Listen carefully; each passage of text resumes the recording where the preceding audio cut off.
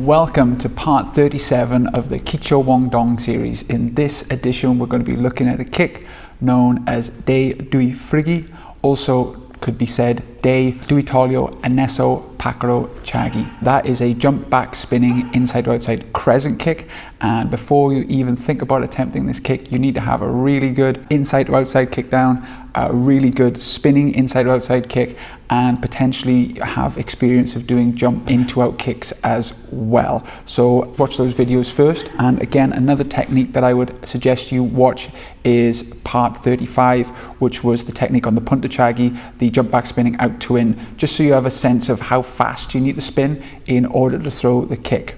If you have all those kicks down and you've warmed up, then you can try this technique. So the warm-up involves a couple of different elements. First of all, you need to be able to jump up and land in the same position. So you're standing with your right leg back, you are on a line, so here I'm on the line of the dojang, you bend your knees, jump up and spin a whole 360 degrees, so you land back on the line. And you can do a couple of bounces before if you want to get your momentum, but bend your knees, drive up, rotate your hips, try and turn your body like a corkscrew, turn your head first, look at something in the room and try and land standing. The next part of it is you need to be able to jump up and lift your knees up to your chest. So in earlier videos when I was talking about basic jump kicks, I was on about lifting the knees to the chest. You now need to lift and drive your knees and spin and land softly, balls of the foot, look after yourselves. Once you can do those two things, and you're pretty confident of it on both sides, because remember, don't get dizzy, you're ready to start the kick. It's an inside to outside kick with a jump and a spin. So to get warmed up, start doing some spinning inside to outside kicks, either on your own with a partner or a target, and then start doing those jumps. And you basically just push those two techniques together. Now, you're going to be tempted to kick from the floor, but this is almost impossible because your leg is heavy. Instead, and this is very hard to do because you can't do it in slow motion, you need to jump, spin, lock onto your target, rotate your shoulders, hips and waist in a corkscrew motion. At the last second, let your leg, when your knees are brought up to your chest, extend out for a fraction of a second and then bring it back and land. Now, it's easier said than done, so this is why I show it at green belt, because you're not really tested on this until a very high level.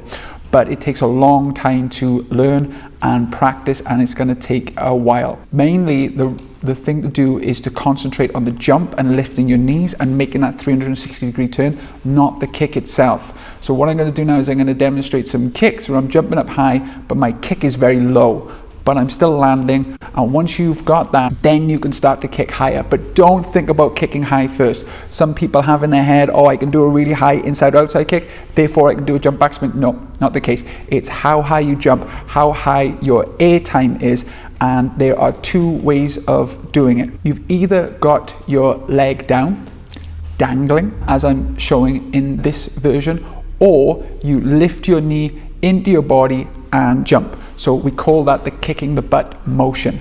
For my opinion, you'll have more air time if you lift your leg up at the same time, but some of you might find it difficult. Just to give you some options, because this kick is quite difficult, is a way of stepping into the kick, launching with your knees, and then jumping up and performing the kick. So what I like to imagine is a trampoline on the floor, and I'm jumping on this imaginary trampoline to give myself some momentum, to tell myself to turn the correct direction.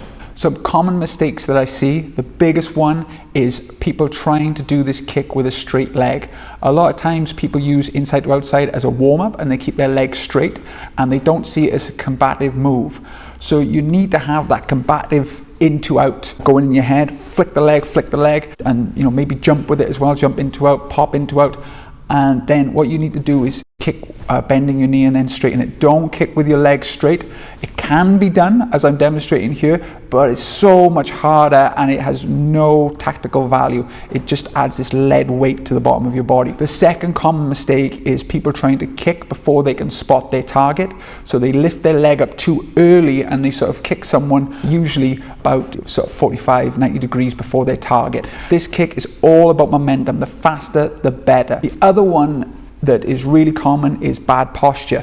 people hunching over or dropping their arms or just not keeping their head up. So again, a tactic I have in my head is I think that I'm jumping up and kicking someone much taller than me. So my chin's up, my shoulders up, my body's up. And again, I jump high, like I demonstrated earlier, kick a little bit lower, but keep that head up. So once you have the technique down, it is always important to test it. So one of the easiest ways to test it is to hit a target, the paddle. You're just gonna jump up and kick, okay? So just jump up, kick it. Again, start with the paddle low and build it up. We've played this game many times before, but it does really, really help. The next test is putting a technique after. The reason you put a technique after is because you want to know that you've landed correctly. It's no good doing a kick and then landing all over the place. You need to kick. So the simplest one is a twist punch. You could do a kick, jump up, kick, land, and then perform the technique. The most difficult one, if you want more of a challenge, is to do, for example, a jump back spinning inside or outside, land, and then a spinning hook kick. That will really test you. That's really hard. But just showing you how there are levels.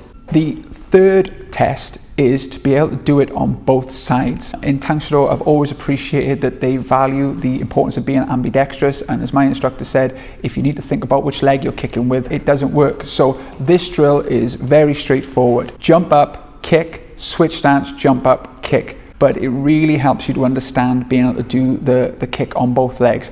A lot of times people favor their favorite side because that's easier, and they've tried it once or twice on their bad side and it didn't work. As you're getting higher up in your level now, please, please, please work on it.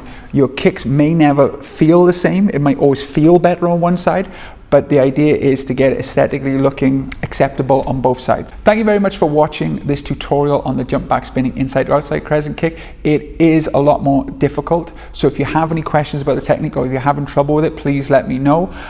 Always do your basics. But as I always say, doing these more difficult kicks enhances your basics. So if you can do a jump back spinning inside or outside kick, then an inside or outside kick will seem easy. So I hope that helps.